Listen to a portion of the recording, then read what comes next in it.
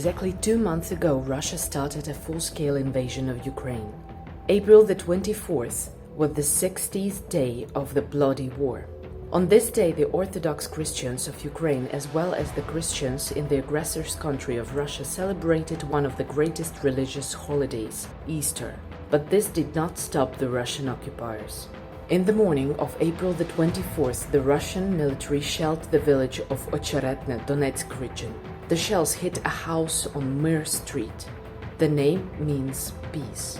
The house on the Mir Street, where the family lived, was destroyed. Girls aged 14 and 5 died. Pavlo Kyrylenko, head of the Donetsk military administration. Also, the Russian military bombed the Avdiivka coke plant again, one of the largest in Ukraine. Several shops were damaged. And in the Luhansk region, the enemy hit a petroleum processing plant and destroyed 7 buildings. The city of Chuhuiv, Kharkiv region, also came under Russia's fire. Local police informed that 1 man was killed and 3 people were injured, including a child. In Dnipropetrovsk region, the occupiers bombed the railway infrastructure and destroyed 8 buildings. A 48-year-old man died. In the Zaporizhia region, the Russian military attacked the church on the holiday, local authorities said.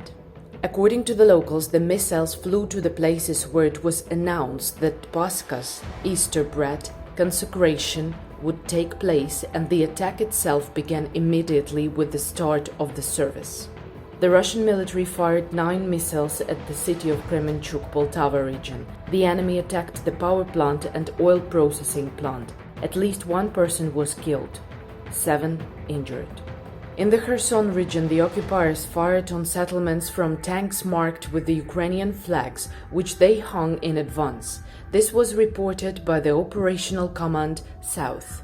Ворог намагається зімітувати присутність підрозділів Збройних сил України на окупованих ним територіях, а потім з тих самих танків здійснює обстріл окупованих населених пунктів, подаючи місцевому населенню фейкову картинку атаки українськими військовими мирних жителів Херсонської області.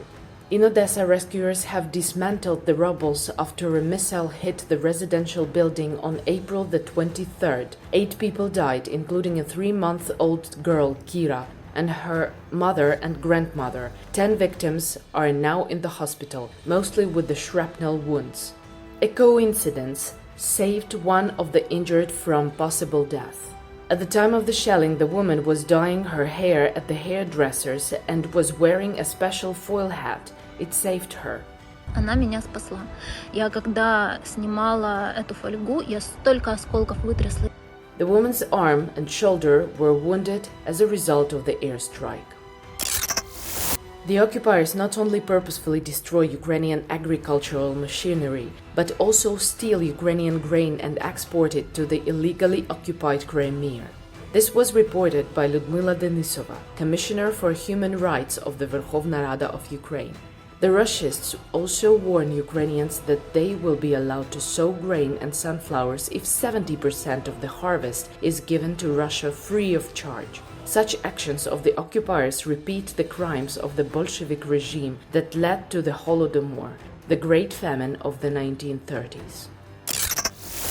The atrocities of the occupiers have no limits. The Russians kidnapped Serhiy Chudinovich, a priest of one of the churches in Kherson, and took him to their torture chamber directly from the church. The man was accused of involvement in the territorial defense. He was interrogated, threatened with violence against his family, and tortured. Почали бити дубінкою в область серця. Вони дали мені дубінку пощупати руками, сказали, що вони мене зґвалтують цією дубінкою. Under pressure and fear of death, the priest signed an agreement to cooperate with the occupiers, and when he managed to escape to the territory controlled by Ukraine, he turned to the police and told about the atrocities on social media. The Russians continue to deport the civilians of the occupied Mariupol to the most depressed and distant areas of Russia. 308 Mariupol residents, 90 of which are children, were deported 10,000 kilometers from Mariupol to Vladivostok. People are placed in schools and dormitories, and children are forced to learn Russian. Also, remote places of deportation of Ukrainians have become the island of Sakhalin and the territory behind the Arctic Circle, according to the Verkhovna Rada Commissioner for Human Rights Lyudmila Denisova. Putin's regime forcibly deported 915,000 Ukrainians from Ukraine. 160,000 of them are children. More than 2,000 are orphans, but there are those who were stolen from their parents. Most of the deportees were forced to give away their documents and go through the horrors of filtration camps. On Easter, the occupiers did not support Ukraine's ceasefire initiative and did not allow the evacuation of people from Mariupol again. On the contrary, they continued to storm the Azovstal plant. Сьогодні великий день. І навіть попри це ворог продовжує скидати авіаційні бомби, гатить корабельна артилерія, стріляють гармати, продовжують бити ворожі танки, піхота пробує штурмувати. There are now more than 100,000 civilians in the city. Many wounded military men are in need of immediate medical aid. There are those who have been underground for almost 2 months in the shelter of the Azovstal plant. Most of them are women and children. На грязных бушлатах, плесень, везде сырость, там потеки мокрые. Так вот мы спим, дышим этим всем. А там спит годичный ребенок. Да. Ямочка такая, памперсов нет. Мы шьем с пеленок вот такую. И так вот ребенок мучается, все красное, все треет.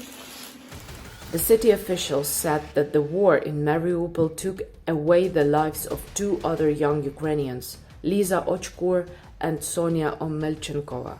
The girls were local celebrities and played in the theater. As of April the 24th, 213 children have been killed in Ukraine.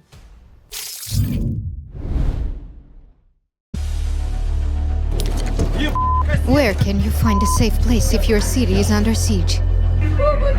Is it an usual residential building? No.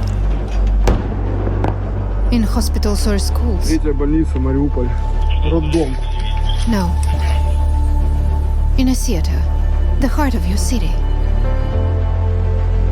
Far away from any military objects. Yes, that's a good idea. Is there any other way we could warn Russian pilots about kids hiding in the theater? Yes, capital letters, in Russian. That way we will definitely be safe. But only if murdering our children isn't their goal.